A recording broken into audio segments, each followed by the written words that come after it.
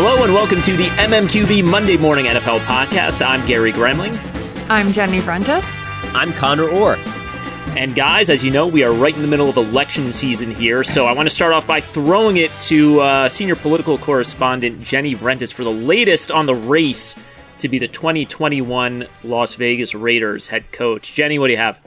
Yes, thank you so much, Gary. This was a tight race, right down to the wire. There was one candidate who was far behind the other two, but it really was neck and neck between the top choices. So we had a three-way race between John Gruden, Conor Orr, and Henry Winkler. In third place, John Gruden came in with only 21.2% of the votes.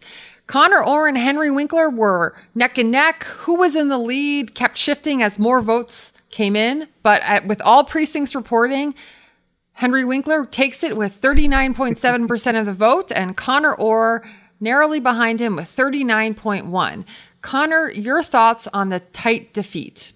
Well, if people would stop digging around in my emails. No, I'm just kidding. But I would say I'm very proud to have lost to someone with the gravitas of Henry Winkler, who we all know played a very successful college football coach in the Adam Sandler movie The Waterboy, in addition to his long and storied career as Arthur Fonzarelli on Happy Days. So if I was going to lose to someone, I would like to lose to a legend. And I would just say, too, that it proves my point that even Raiders fans don't want John Gruden to be their head coach, outside of like one or two people who I've just started retweeting these people, and I just I give them the air to breathe the insanity that they think is reality. And, you know, and I just allow them to espouse this because I think they're going to look more and more ridiculous as time goes on. But I think those people are becoming fewer and far between. There's like one guy left that bothers me on Twitter that's like, you'll see any day now. And it's like, it's been 3 years,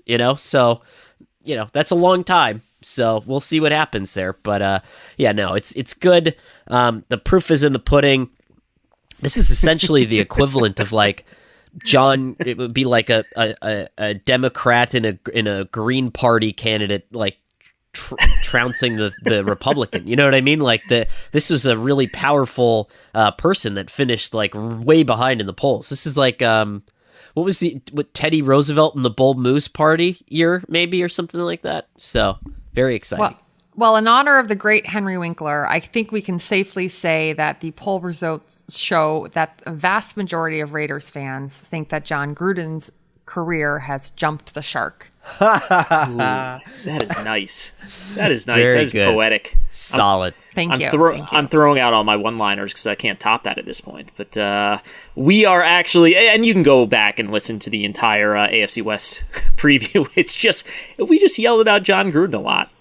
That's kind of what the show was for the most part. And look, it was an informed electorate that participated in this election. So good on them. We are on to the NFC South this week. Once again, we'll put the call out if you think you know the order in which we are doing these divisions. Please send your guests. You can email it to the mmqb@gmail.com. Our Twitter handles are, if you can't find us on Twitter, our Twitter handles are in the episode description. You can just check them out there. The hint that I think we want to give this week, and you guys can correct me if I get the wording slightly wrong on this quote here, but SI's executive producer of podcast, Scott Brody, when we revealed the order to him today during our pre-production meeting, I believe his quote was, "Oh, so that has a practical purpose." Something like that. So practical is what stood out to me. Mm-hmm. Yes, we need to tell the listeners that our order is more practical than whimsical or imaginative. So they're right in that it's subjective order. So a lot of you have written with great suggestions about the order of cities in which we like to visit or food in each division. And those are all good in the sense that it could be a somewhat arbitrary order and different people might rank them differently. But there is a practical purpose. There is a reason that we've gone in this order that makes it easier for us and hopefully better content for you. And the other thing that I'll say is I tried to drop a hint in last week's episode, and apparently it didn't land very well. But if you're so inclined, you could re-listen to the entire AFC West podcast to search for the hint that I dropped. All right. I also didn't know that there was an order. I thought we were just messing with everybody. And so when we had our pre-show meeting, I was like, oh, wait, there's actually a reason behind this? And Gary's like, yeah, weren't you paying attention? And I was like, no. That is a true story of our interactions. Yes. Connor couldn't figure out the answer either. So yeah, on the line here is Jenny's packet of MMQB stickers, which you can use as you see fit. Connor's business cards. So we were up to the fight lawyer. We are up to the guy who installed your windows, and I believe the one last week you'll just meet someone somewhere in Indianapolis and hang out with them. Maybe just an open field somewhere in Indiana. Yeah, we're gonna get bottle service at an elite nightclub where a bartender may or may not steal your credit card. It depends if you believe the Yelp reviews. But it is time for the NFC South, and we are starting, as we always do, with the biggest offseason addition among the veterans. And this was a little bit tough. I think you guys probably have the same issue. There were no sort of monster additions going into this division this year. It was a tough one to settle on. So since it was difficult, Jenny, why don't you start? Yeah, so I cheated a little bit. I took addition to mean players coming back who had the potential to leave, and just basically the entire Bucs roster.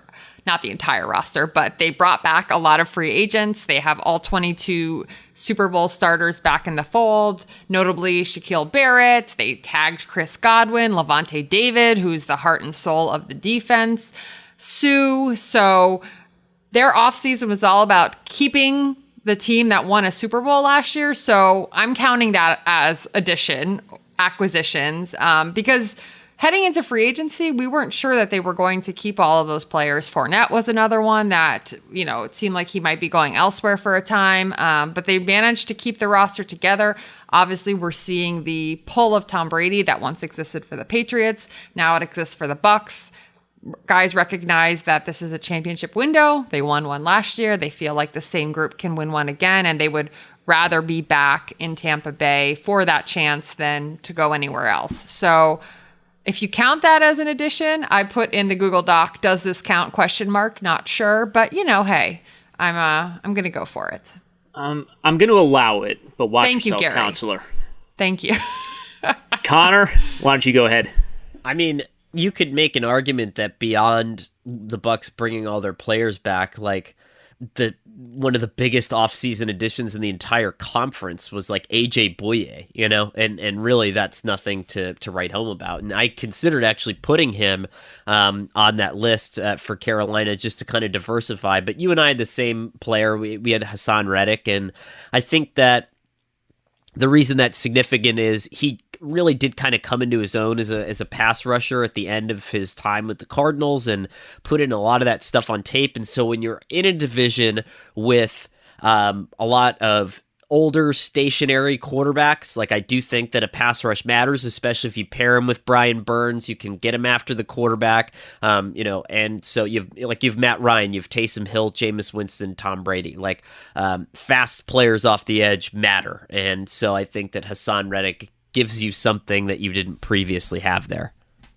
Yeah, I really like how they built this Panthers defense here at this point. I think there's something to be said for, and you see it in Tampa right now, where you have Vita Vea and you have Ndamukong Suh in the middle of that line. I think there's something to be said for when you get those guys who can kind of just engulf an entire offensive line in the run game, and it allows your edge guys to just play a little bit freer, play a little bit more aggressively, get upfield a little bit faster, and not have to worry about maybe their run responsibilities as much as they normally would. So I picked Reddick too. We'll see if he builds off that in monster second half. Obviously, look, a lot of those numbers came in that game where Daniel Jones was playing on one leg, and Reddick ended up racking up those 5 sacks. But even beyond that, he was very effective late in the season there in Arizona, and you wonder if he's just sort of scratching the surface and going on there. But if you guys don't mind, I do want to use this as an opportunity to transition to our second category, which is biggest offseason addition among the rookies.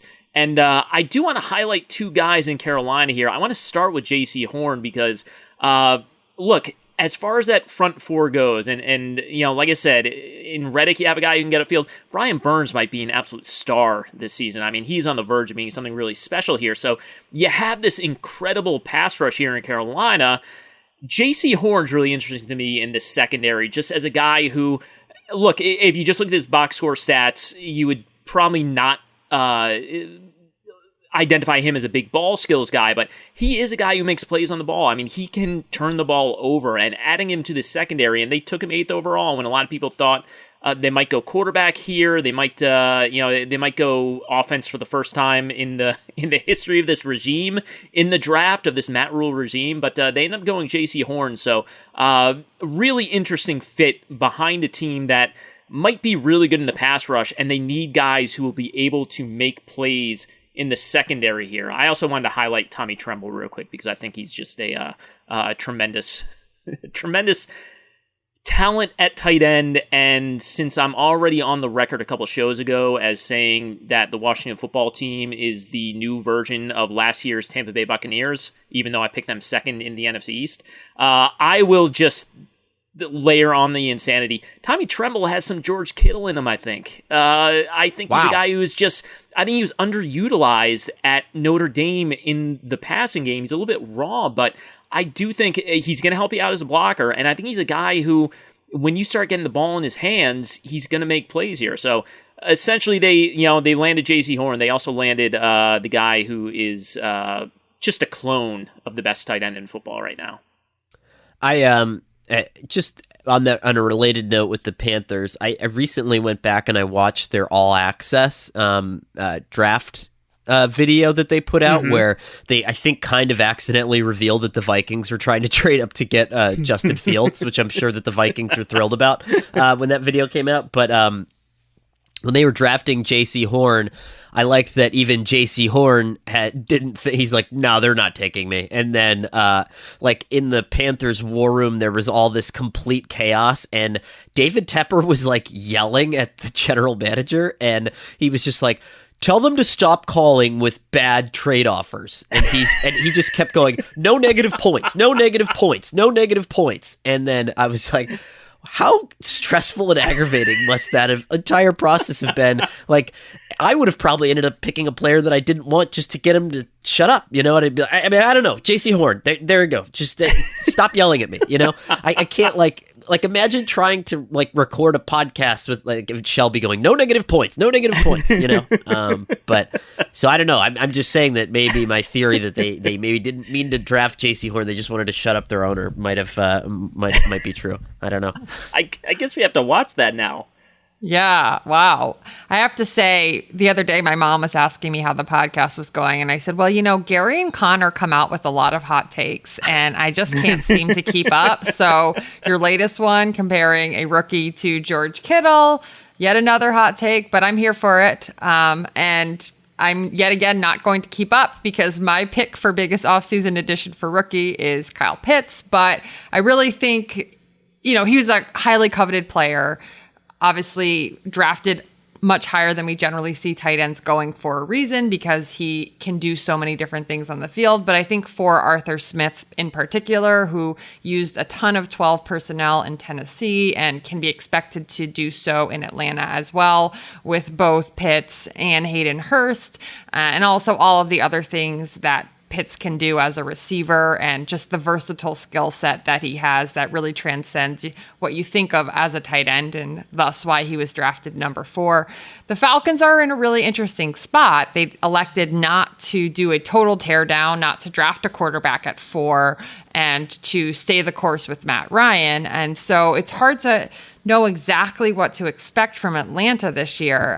But you know, I am interested to see what the offense looks like with Arthur Smith and what he does with Matt Ryan. And I think a big part of that will be the 12 personnel packages and adding a weapon like Kyle Pitts.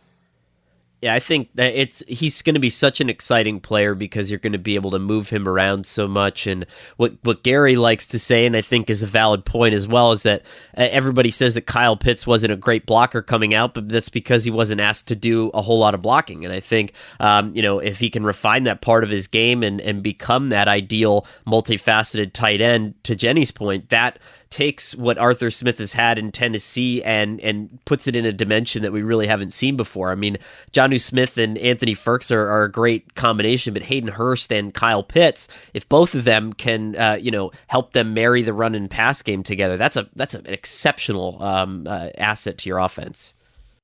I could absolutely see Kyle Pitts being the second best rookie tight end in this division here after the new George Kittle. So. That's right. Getting Gary's Tommy Tremble jersey. Connor, who do you have? I have Ian Book. Woo! Because all right. Here's the quarterback. Why. Yeah. Was I not allowed to pick a quarterback?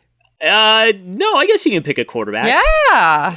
Because some of them said don't pick a quarterback, and then I was like, well, Connor, read the directions. And I think I did, right? Hold on.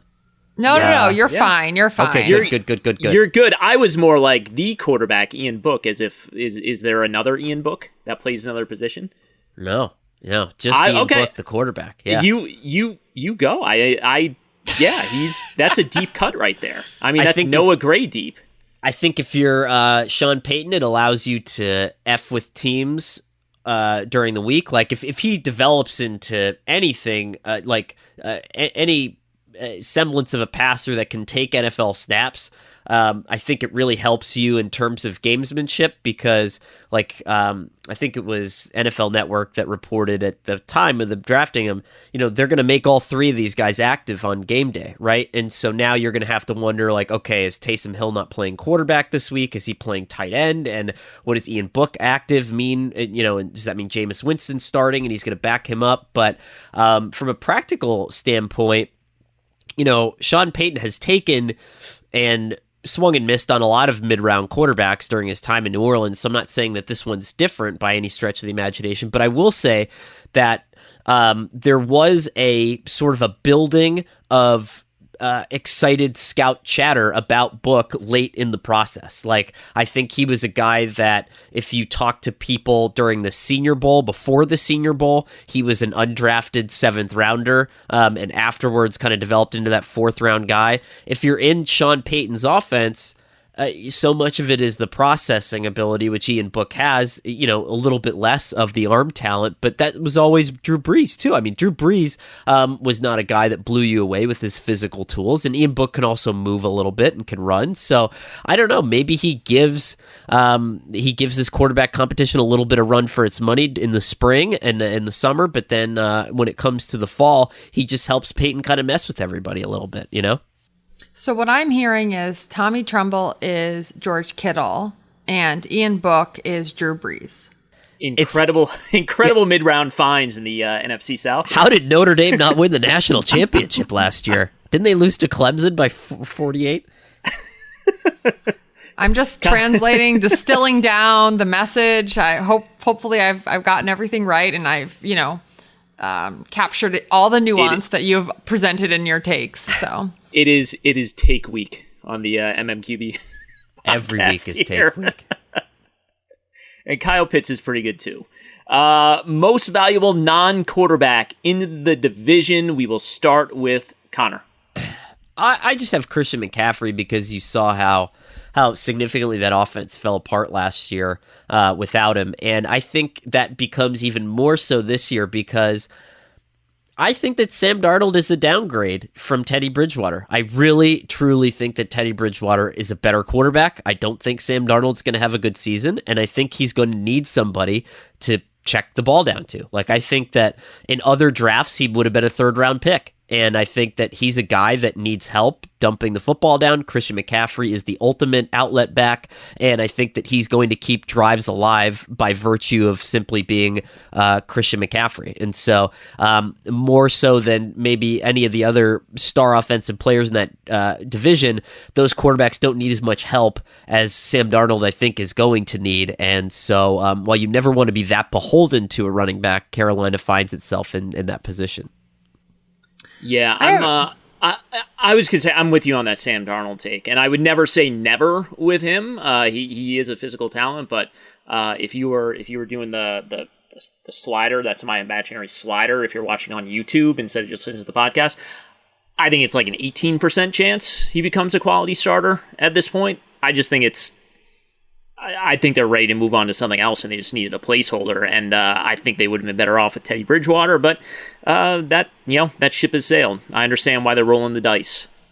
You're hearkening back with our political theme to the needles on election night, Gary, and where things are falling there. But yeah, I agree on Darnold. I think it's totally possible to both think that he didn't have an entirely fair shake in New York, or certainly didn't have the best circumstances to develop, but then also not to think that he will be some transcendent quarterback in Carolina, or that he would be better than Bridgewater. I think both of those things are true. So I would agree with that. And in a similar spirit to your answer, Connor, I'm going with Alvin Kamara. I think he's the hardest running back to defend in the league. And this year in particular, with the transition away from Drew Brees, I think his role will be even more important if that's possible. He had nearly 1,700 all-purpose yards last year, but hey, I think he could threaten 2,000 all-purpose yards this year. Is that a hot take? Maybe not. Probably not. That's about as hot of a take as I will give. But yes, Alvin Kamara is my answer.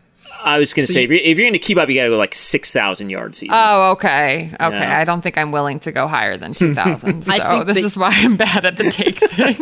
The heat of your takes, though, is very responsible. Like it is like, when you go to a place where you get tea from a buffet, right? There is the urn that like blasts it with scalding hot water, and then you can't drink the tea. Or there's the places with just the water that's just hot enough to release the ingredients from the tea bag and make it an enjoyable experience. That is the heat of your takes, which are useful and I think more palatable. Whereas Gary and I just really burn you with undigestible hot water. That's sort permanent damage to the roof of your mouth with me and Connor. You get that's how do we brand that? Takes hot enough to steep your tea in. Those are Jenny Brent's takes. Wow. I can see. This is why we need like a merchandising arm, like a Lipton bag with like Jenny's face on it, and and on the cup it says like I don't know. Let's am think a big about tea this person. I think we all are, and there's a Bigelow factory near me. I can knock on the door later today and see if they're up for it. Great. Thanks, Gary. I really appreciate you looking out for me, helping me score additional opportunities for my burgeoning brand. This is wonderful. Oh, I am staying in New Orleans here with my pick, with Teron Armstead. And look, durability is always a question with him, and will he make it through the entire season? There are a couple of things with him. Number one, you're probably going to have to get a little more creative with this offense if you're Sean Payton. A guy like Armstead is not only a crucial, left tackle pass protector here, but he's so effective in the screen game. You can do different things in the run game when you have a guy that athletic at a tackle spot. And it just is, you can do a lot more things here. You have more options. You can be more expansive with some of your run game / screen game stuff. But, we touched on this a little bit last week, left tackle versus right tackle, and how that, it's just not really as big a difference at this point. I mean, we had the Michael Orr era where it was, you got to protect the blind side. Blind side is the most important thing. And you saw across the league over the last, 5 to 7 years, a lot of defenses were realizing, well, if we rush off that right side too and are in the quarterback's face, that's almost as good as blasting his ribs from behind, because ball comes out so much quicker. actually disrupting a quarterback where he can see the disruption and maybe gets distracted or maybe has to react to it even though you don't sack him, that's very valuable as well. But I do think the blind side is especially important in New Orleans when you have two guys, whether it's Jameis Winston or Taysom Hill or Ian Book, we'll see how it goes. Jameis Winston holds on to the ball. Taysom Hill is a guy who is going to try to extend plays. I think that blindside protector just gets a tick more important there. And obviously the Saints are really good on the right side as well with Ryan Ramczyk. But if you are going to emphasize the importance of the left tackle, I think New Orleans with their quarterback situation now is a place where you'd want to do it in, especially as they kind of evolve offensively here. I think that's a good point, Gary. And I think it goes back to a little bit of a surprise for us. I mean, I just still don't think that we expected to be here. I don't know if you guys expected to be here in a situation where Jameis Winston and Taysom Hill were the options, right? Like, I don't know, like go back to like a year ago when we knew that Drew Brees was walking away and that he was going to go to NBC, and you see all these marriages of high-profile quarterbacks changing teams and moving places, and how does Sean Payton get left, at the dance without kind of, a real star here? I don't know. I think that's like surprising to me a little bit, I mean, it's interesting that there has been so much quarterback movement, or at the least attempted quarterback movement, but there are still a lot of teams that aren't able to find a guy or make that transition successfully. I mean, we saw last year, the first year after Brady left wasn't smooth for the Patriots, right? And we're sort of seeing the Saints in a similar position. And perhaps they do have high hopes for Winston and Hill this year, but I don't know that we could feel confident in that, which is why Conor picked Ian Book as the biggest offseason addition rookie. I think if you're Sean Payton, you just want to see something weird before you leave and take the Cowboys job next year.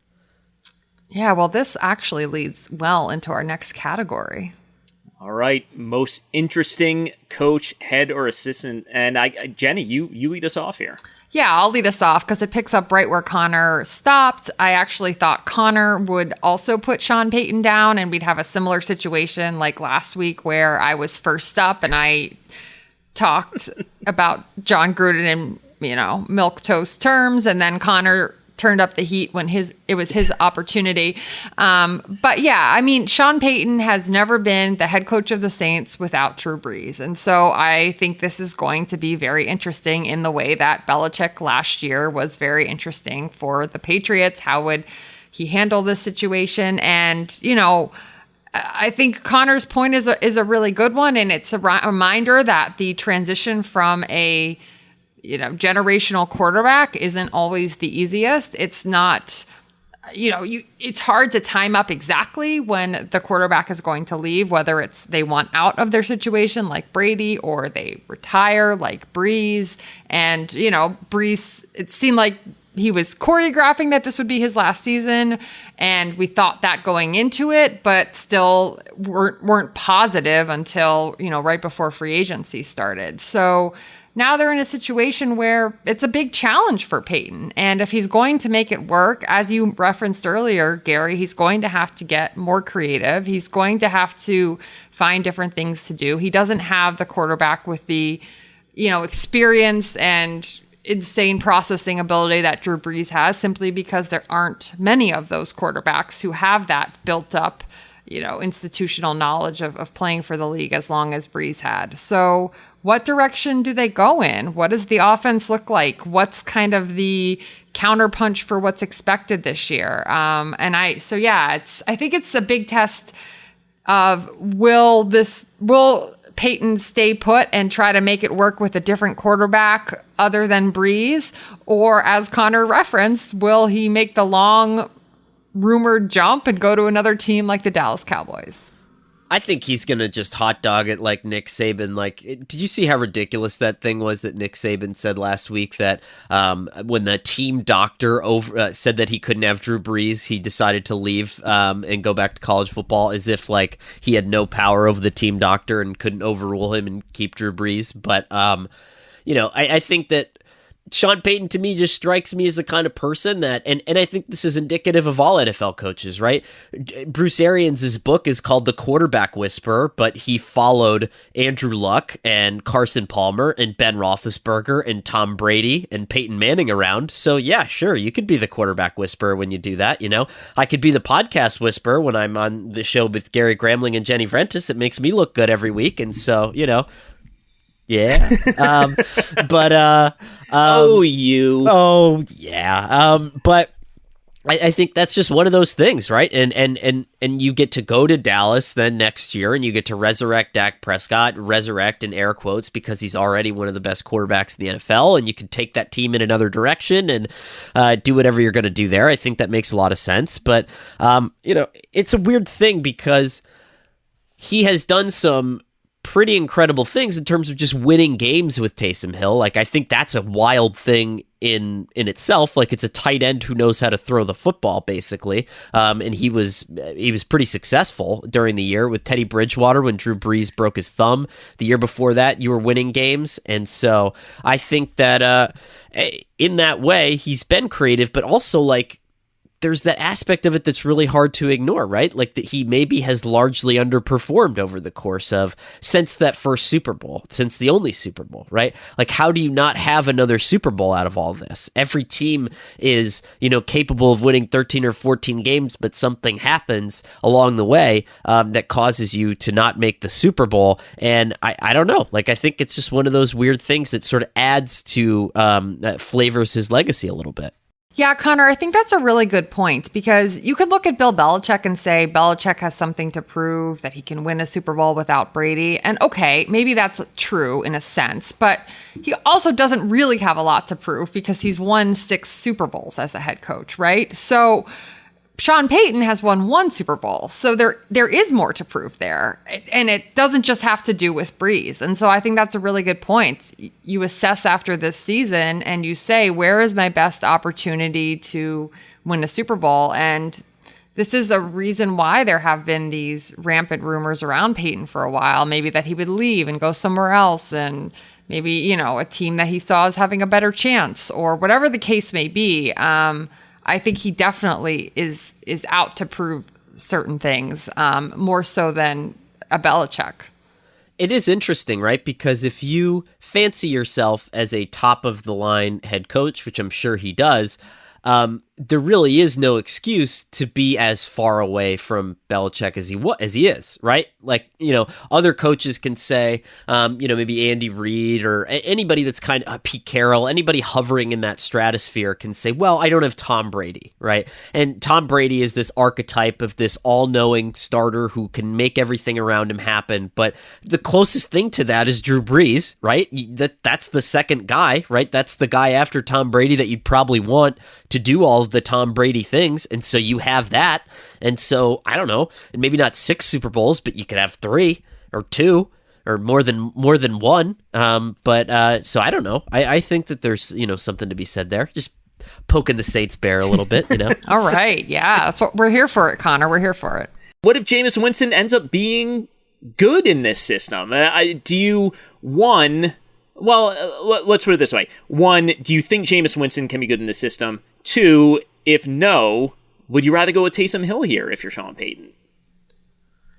On Jameis Winston, I think the problem with him has always been that he just has that little glitch, right? Where he can't help but throw the ball to the other team, and he doesn't see the field the way he needs to see it. And it's really frustrating for anyone who's ever coached him, because you think he can do it, and you think he can, do everything you need your quarterback to do in a system, and he has all this talent and it should be able to work, but he just has this glitch where he can't make it work. Now, maybe Peyton can find a way to reset this glitch, but when he left Tampa Bay, I think that was the conversation. Can he ever get over it? We haven't seen evidence that he can get over it. And, then obviously they had the chance to get Brady, and so that made it a no-brainer. But I think anyone who has coached Winston, that's the internal debate, that's the push and pull. And I don't think we could say with confidence that anyone would be able to fix this glitch just because we haven't seen it to this point in time. I think it would look really weird if you showed up to a dance with Taysom Hill and Jameis Winston. You know, like I just picture going to prom with like Jameis Winston and Taysom Hill. I just think I don't think he's going to succeed in this system necessarily, because it's like Jenny said, it's predicated on making smart decisions with the football, right? And all these plays are drawn up, much like you referenced a few weeks ago, with Jared Goff missing the hit that Sean McVay had been setting up for down after down, right? And then there's this all of a sudden this wide open wide receiver that he doesn't see. That's Sean Payton too, right? I mean, a lot of this stuff is, you're setting someone up, and then you count on Drew Brees to shift focus, see the guy, make the throw. Jameis Winston has never been that guy, and if he was that guy, then Bruce Arians would have resurrected his career. But yeah, Bruce Arians didn't resurrect his career, and so I'm interested to see what happens there. But because Jameis Winston is going from the man who called himself the quarterback whisperer in the book to another man who fancies himself the quarterback whisperer, this is a little bit like quarterback whisperer Hunger Games. And so we may finally see who really is like the ultimate whisperer, Who's the best at whispering? I'm sick, so I can't whisper, but who's the king whisperer? I wholeheartedly believe that quarterback whisperer is a term that should be banned in the NFL, because too often it is misapplied to people who are coaching wildly talented players who would be successful anywhere, as you referenced earlier. And it also, it just becomes this like myth in hiring, right? And it results in a lot of teams making really bad decisions because you go after some guy who's viewed as a quarterback whisperer without recognizing the fact that you can have a successful quarterback by playing smart football or having an offense that does what your players do well. And that's not necessarily like the fanciest or showiest or glitziest thing. So I would like to hereby ban the use of quarterback whisperer, except in an ironic way. Yeah, I love that. Yeah. I think that Mitch and our editor, Mitch Goldich, and Shelby have both prevented me from using certain phrases, halcyon days and tea leaves. And I think that Jenny adding quarterback whisperer to the band lexicon is a very valuable addition to the catalog. Tea Leaves is coming back once we get that Bigelow deal done with Jenny's Takes, though. So that's right. But then it would be me using Tea Leaves and not Connor. Okay. For personal financial gain. All right. If Connor used it, he has to give you a nickel each time. That's going to get expensive. I think we covered Sean Payton pretty well there. Connor, who is your most interesting coach, head, or assistant in the NFC South? I think it's Arthur Smith, and here's why. I think that if you look at the coaching hiring process this offseason, everybody kind of wanted a version of the same thing. And what's interesting about that situation is there isn't a lot of people out there to make that thing work. And so if you're Arthur Smith, if you're any of these other guys that are running this offense that are very popular, you're not going to necessarily be able to take all the guys who know how to run it with you. A lot of his assistants stayed back in Tennessee, namely the offensive line coach, who in that offense is probably the most important person that you have. And so now you're trying to run this very difficult offense with an offensive line coach that you've taken from college who isn't necessarily running this offense collegiately. And, you're trying to kind of piecemeal this all together. I talked to some kind of experts in this field, and basically like this offseason, he's going to have to teach everybody how to teach. And that's something that as a coach, especially a first-time head coach, you don't really have time to do, and something that you really don't want to be doing. But presumably, he's going to be spending some of this time being like, well, this is how we have to do this, and this is how this has to work, and this is how this has to go. Whereas some of these other teams that are putting all this stuff in already know exactly what they're doing, where everybody's going. Like, there's so many different little aspects to this. Like there are times historically when this offense hasn't worked because an offensive line coach and a running backs coach will get into a fight about, well, the running back's target point needs to be the back heel of the tight end.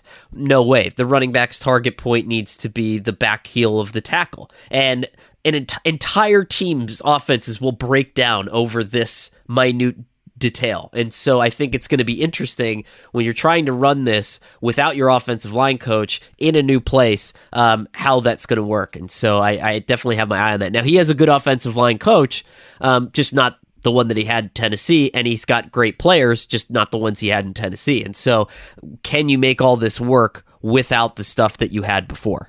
Conor, I think that's a super smart point because for two reasons. One is that I think a lot of times the assistant coaches, especially offensive line coaches, don't get enough credit for what they do. And how often do we see a team's offense totally go down the tubes when a coveted offensive line coach like Bill Callahan, for instance, leaves the team? I think we really underestimate just how essential it is that you have a good offensive line coach that's coaching smart technique up front and how much everything follows from that.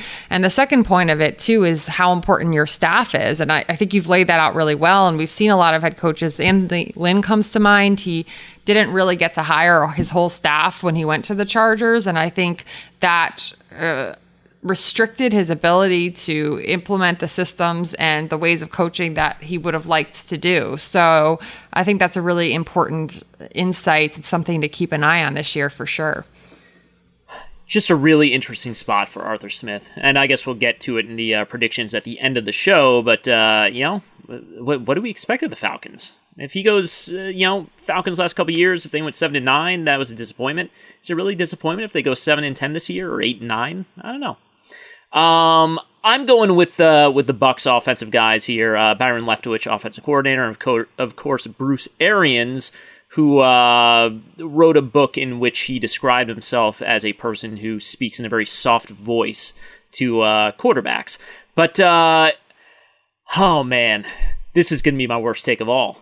If you go back to last January and you rewatch that Saints-Buccaneers game, I think people kind of lose track of the fact that the Saints had a touchdown lead and the ball at midfield with less than 20 minutes to go in that game. Then they had the Jared Cook fumble. They turned it over a couple times in the fourth quarter, and that's how it kind of got away from them. But if the Bucs lost that game, what would the narrative this offseason have been with them? Because that offense was really not good. I think they had a couple of really good series in the Super Bowl. I thought the play calling was really good. I thought they figured some things out that maybe they hadn't figured out at all in the regular season or even the playoffs at that point. I don't think they were very good in the Green Bay win in the NFC title game, but the system just never really worked. And to an extent, they sort of handed over to Tom Brady a certain amount, and that sort of helped things out there. But I don't know exactly what they're going to look like in 2021 here, because if you sort of hand it over to Tom Brady and be like, okay, this is going to be a New England offense that we're going to run here, and you basically take the reins and we'll sort of follow your lead, I think that works to an extent, but does it work all season long? I don't know. I don't know. I guess overall, I just think they underachieved on offense for, 18 and a half games, and That's it. That's why I think the Washington football team is basically the equal of the 2020 Bucs. That's the end of my thesis.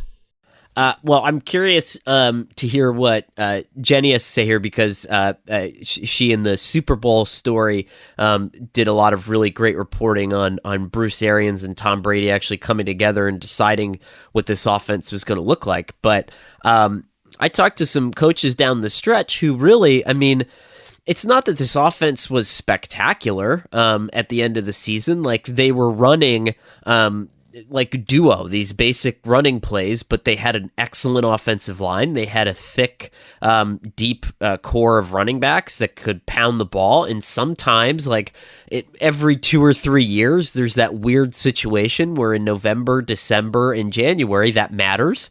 It's hard for teams to defend down the stretch, and you're still light. as a personnel group, defenses, you're not necessarily equipped to handle all that stuff, and all of a sudden you get Leonard Fournette and Ali Marpet and all these guys coming at you and mowing you down, and I think that's really what won Tampa Bay a lot of their games down the stretch. It was this conversion to the running game and this instinctive pivot to go there. Tom Brady, I guess, I don't know, PFF is going to yell at all of us and slap us on the wrist for saying it wasn't spectacular. They seem to think it was an incredible season last year, but I just think it was fine, and to the point where, he's the greatest player ever, obviously, but he's sort of been he's like football Jeff Bezos now, and it's this Super Bowl really kind of put him in the space rocket, and it's been uncomfortable. When in all reality, this team was just very good. This was a very good team, and you caught some other teams in personnel mismatches down the stretch. Yeah, this is a really smart choice for this category, Gary, because I do think the second year will be really fascinating. The intention was for 2021 to be the Super Bowl year, is how Bruce Arians put it, because I think he felt like the marriage of their offensive strategies and mindsets would take some time, especially because they were starting it in a pandemic where there wasn't a regular off-season program. And then they had this mid-season phone call, a meeting of the minds. Arians basically told Brady, if you don't like it, we're throwing it out.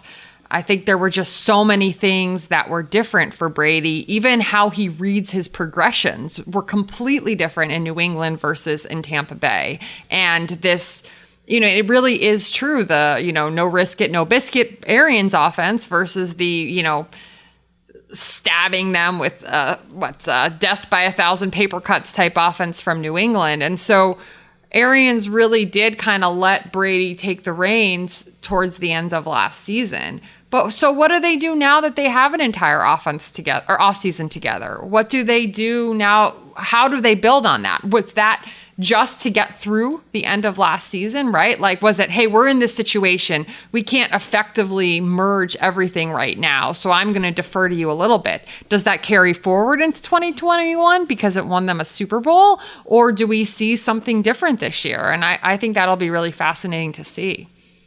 Yeah, and I think that's the important thing, and we do get sort of caught up on what we've seen in the past, and that's that's the data we have. That's what we sort of form our opinions on, but it is going to be what they become in the future here. But I don't know, you don't have to go and rewatch the full game, but if you do have a chance, I thought the most, typical play of this Bucs offense in the postseason last year was there was early in the second quarter of the NFC title game, there was a 52-yard pass from Brady to Godwin, and it's like the play didn't work. The play design didn't work. Godwin didn't get open. It just ended up being Brady just chucked the thing up into the middle of the field, downfield, and Godwin is Godwin, and he went and made a play over Darnell Savage, and now you're 50 yards downfield, and there was nothing... there's nothing necessarily good about it, except your great players just made a great play to sort of overcome the fact that you were kind of out schemed on it. But yeah, and I think that is what was exceptional about last season with the Bucs is that it was great players just willing things to happen, or even like Brady and Gronkowski, the one touchdown in the Super Bowl where they just had that telepathic connection and they just figured out a way to make it work. There was just a lot of that, and that's really hard to recreate. And maybe you can, but I think they've got to come up with some different solutions to be a little bit more sustainably successful throughout the season this year and to avoid some of those growing pains. Not to criticize the Super Bowl season. I'm just saying, looking forward, it will be interesting. You know what really stinks about this whole thing? Like, if all those things didn't bounce their way, and this is coming from somebody who had an article on Tom Brady's haters montage of headlines at the end of the year, so I understand the position that I'm in. But now he's infallible, right? Like, before, even though he won 6 Super Bowls, you could say that they were Belichick Super Bowls, and that, he's sort of this vegetable wackadoo who we don't have to listen to for anything. And then when he leaves and then wins a Super Bowl with the Buccaneers, regardless of how it goes, it makes him completely infallible, and now we have to listen to him about cryptocurrency and non-fungible tokens and everything. Like, he is just, this uber what's the Thanos-esque person in our lives, which is really unfortunate. It was great business for me making fun of him. I once in an article called him an immobile vitamin salesman, and that was a lot of fun for me. And then somebody brought it up after the Super Bowl, and so I can't do that anymore. And so a big part of my life is gone, and so I just have to find a way to kind of recreate that somewhere else. He is all at once the past and the present and the future. It's like a Dr. Manhattan from Watchmen. That's basically Tom Brady at this point. Yeah. Connor, the good news is Mad Libs are here. It is time for the NFC South. Yeah, time for the NFC South Mad Lib. And Connor is playing through injury today. Injury being a cold. But he's gutting it out. We're proud of him. And now he's going to unleash Mad Libs on us. And this is always the best part of the show. So let's go. It's less my wife looked it up. It's called like the summer cold, but it's this weird thing where our body, like, we haven't been sick in 2 years, right? Because of COVID, and we've been wearing masks. And so our body has no idea how to, like, it just freaks out when any of this stuff gets in there now. And so it's this mixture of like kids playing with each other and then coming back home and giving the parents these sicknesses. And it's like this like acid trip of sickness that I've been on for like, like one day you'll just like wake up and, one day you'll just like wake up and it'll be like, oh, I just have a cold, I'm just sneezing. And then like the next day you'll wake up and be like, I'm 110 degrees and I can't stop burning. So, but anyway, I'm ready for the Mad Libs. In preparation while we were talking, I also drew a dog, on my sheet. The dog looks very tired. There's like tired eyes and stuff on him. So, obviously just prepared as always to get this done. So, I'm ready to go. I think I had Gary go first Jenny go first last week, correct? Yeah, I want to say Jenny went first. We did it based on the Hills. Who knew the Hills right, better? Jenny being able to. Yeah, okay. Yeah. So Gary will go I'll first this week. Yeah. Okay, Gary. Give me an animal that you'd usually associate with being old and frail and weak. I will go with an animal that's old, frail, and weak. Let's go. I want to say one of those like real rickety dogs, but don't go with that. Let's go with a vulture. Oh, okay. That's not weak, but it looks it's rickety physically dogs, unattractive. Rickety dogs would fit so perfectly in here. Let's do rickety dog then. Rickety, a rickety dog. Dogs. Yeah, I can picture exactly what you mean. Jenny, name a nightshade vegetable. Tomato.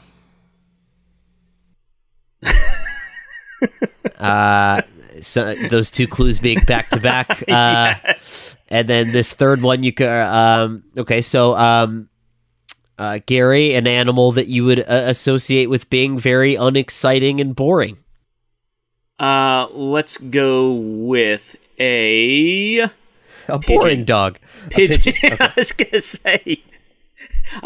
What I'm realizing is I have a very limited knowledge of the animal world. I know like 3 animals. All right, Jenny, and then an adjective. What do you call someone? And this is the only way that I can describe this kind of person, but I think we're on the same page here. Is just someone who walks around and clearly just enjoys the smell of their own farts, like that kind of person, Boy, someone who's got a really high opinion of themselves and is kind of a turd, And you want like a noun for who that person is, or essentially. Name the exact person in your life that a proper noun seems like you're asking me for a proper noun here. So I feel like my ears are burning right now. No, like you would call like that person is like a weenie or like a turd or whatever, Yeah. Doofus probably isn't right, is it? Doofus is fine. All right, we'll go with doofus. Doofus. Perfect. So that concludes the Tom Brady section. No, I'm just kidding. Not really. Okay, so Gary, a sticky, kind of dark-colored dessert that one might describe as gooey when they're eating it.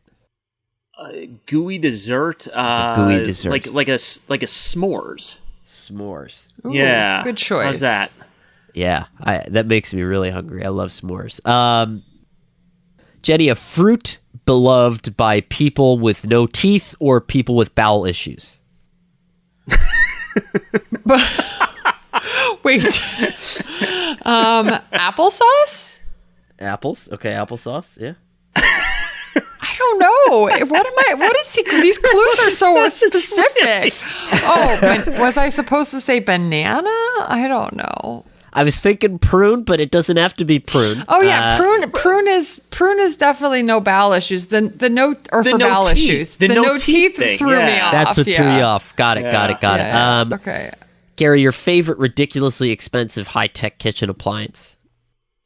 Oh gosh, I have a least favorite, but my favorite is probably like it's not high tech, but like we make a lot of stuff in the blender. We do the smoothies. Like we have a very nice blender. What kind of blender do you have? I don't know. One with blades. Okay, a bladed blender. Yeah, a blender with blades. What's your least favorite high tech? You seem to have a hot take on that. I feel like I'm going to say it and then it's going to be like, oh, they're going to come in as advertisers. Now they're at. We have the air fryer, and look, I can see its charms. I know people love the air fryer, but we were like, oh, right, we're going to make like, we're going to throw potatoes in there and end up with French fries and stuff. Like, no, it's just a little convection oven. That's basically it. You can heat stuff up in it, but it's not frying anything. It's not a fryer. No, yeah, I cannot. Night after night, I will dump frozen tots in there for my daughter, and they just come out slightly less frozen. Like we have an oven. Like that's what we do in there. Yeah.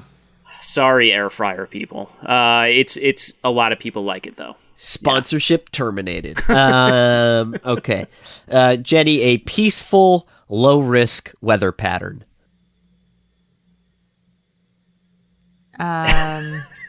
Boy, this is like just like a relaxing, a breeze. Yeah. Okay.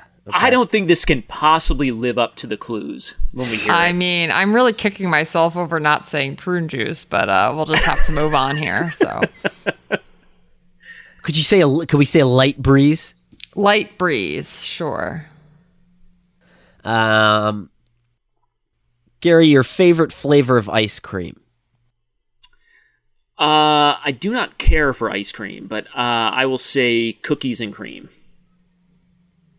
Okay. Good pick. Yeah. I thought you were gonna do like a green eggs and ham line there. Like you started out and it's just like, I do not like ice cream. Not in a house, not with a mouse. Briar's people just crossing off our podcast for their ad dollars. Yeah. Not with Matt Rule, not in a pool. Excellent. All right. Jenny, a type of large industrial vehicle. Sorry, a barnyard animal. I need a barnyard animal. Oh, okay. Wow. Really heavy on the animal kingdom here. Yep. I will go with a rooster. Rooster. Perfect. Gary, a large industrial vehicle. Let's go cement mixer. Ooh. Some of these are just dumb, mixer. And they're for my own. Like most of this is largely for my entertainment. Jenny, give me your best cat impression, and then I'm going to repurpose that for this. Okay. Meow. Meow. Perfect. I don't know why I'm writing down meow. But meow. All right. But I had to do the swats with it, you know. I guess the hiss could have been good. Yeah. Perfect. Gary, and how do you describe cursive lettering versus regular lettering? Like compared to regular lettering, cursive lettering is fancy, also disorienting at this point. But I think fancy is what we're going for. Disorienting would have worked too. Let's see here. Jenny, this is good. This is sort of building off of a running bit here. Give me your best impression of a disappointed Gary. Oh, okay. I did it so well last week. I know. And now I'm blanking.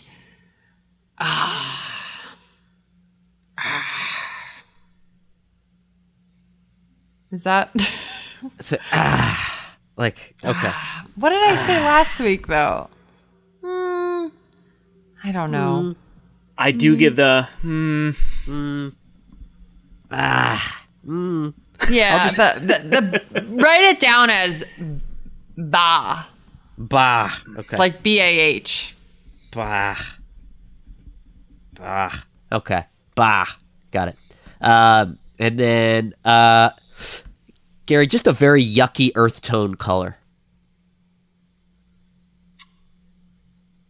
Yucky earth tone color, like mustard yellow. Mustard yellow. Oh, Good yeah. choice.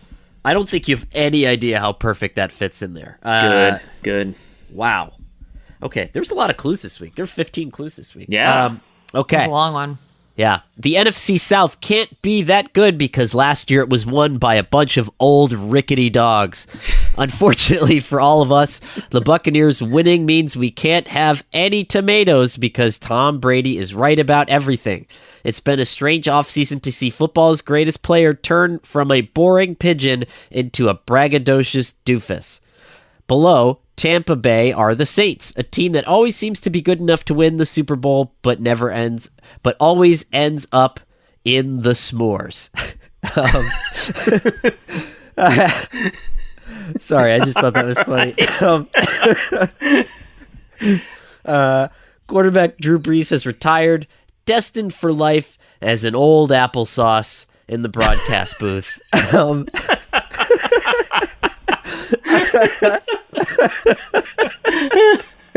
Prune would have been great there. Sorry to let the group down.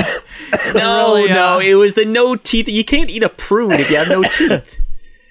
Yeah, no, that was still funny though. Okay. Jameis Winston or human blender with blades, Taysom Hill will be his replacement.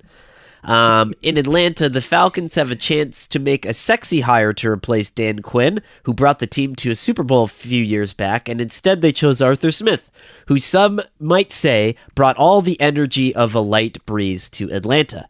Julio Jones is gone and Kyle Pitts is here. Pitts is the new kid in town, the cookies and cream man. If Pitts is good, Matt Ryan will be happier than a rooster in a cement mixer. Amazing.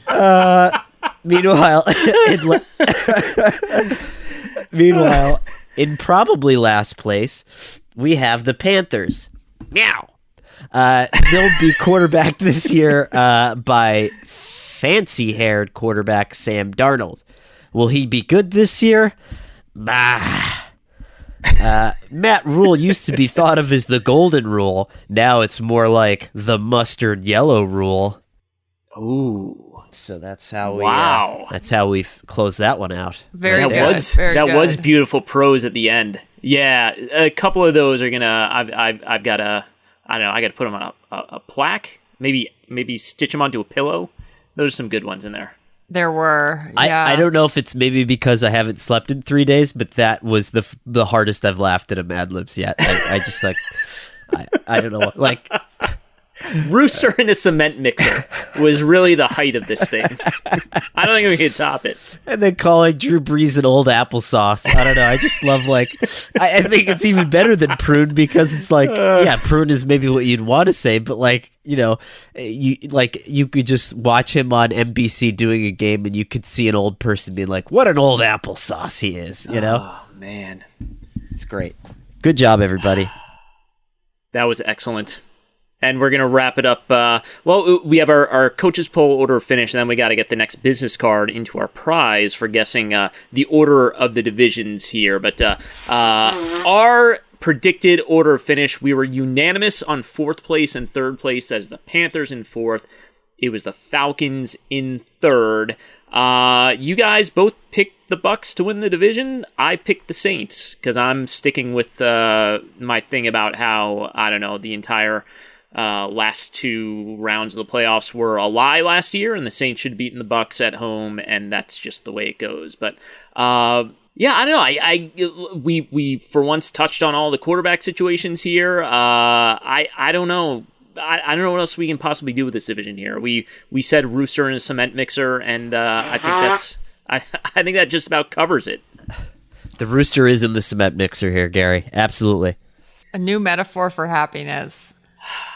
Yeah, we're near unanimous on this division, and there have been some changes, but also a lot of things have stayed the same. So, it's not one of the more exciting divisions necessarily.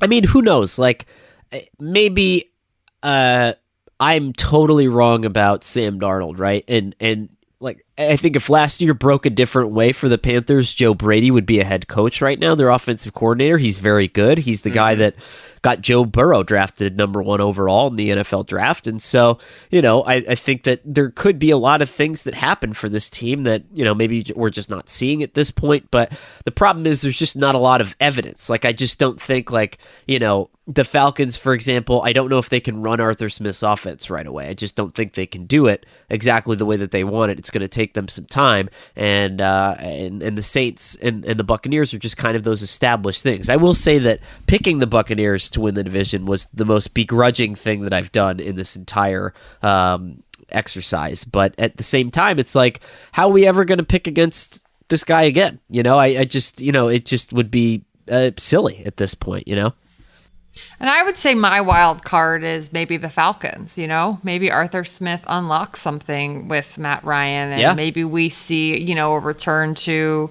the kind of offense they had when they went to the Super Bowl. And maybe that does add some intrigue to the division. But I was going to say, they built to win now, so maybe they're right. Maybe we're not. All right, Connor, do you have a fourth business card to add in here? I do. Eagle Crest Vineyards. Ooh, nice. And nice. Lisa, who is the head there of Eagle Crest Vineyards, describes herself as the ambassador of good vibrations. That's her official business title there.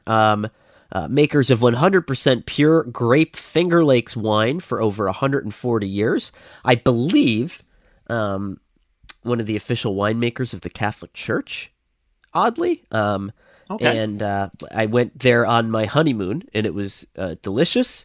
And it's sort of out of the way. If you're a Finger Lakes person, you kind of have to go a little bit further out, but it's well worth the drive. And go see Lisa. Go drink some Eagle Crest Vineyards wine, and I'm going to send this to a very lucky contestant.